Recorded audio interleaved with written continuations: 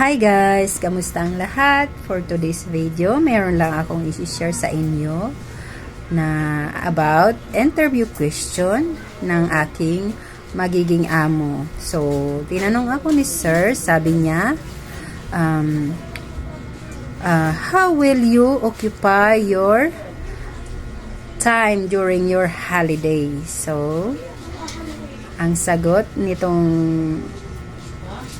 katulong or magiging katulong nila, sabi ko, Sir, if I will given a chance to have my holiday, I will use my time to study some skills like driving a car, or I will enroll myself in a caregiving course. That's it. So, feeling ko naman, nagustuhan naman ni sir yung sagot ko. Kayo ba? Ano yung sinagot nyo sa ganitong klaseng tanong ng inyong naging amo? Paki-comment naman.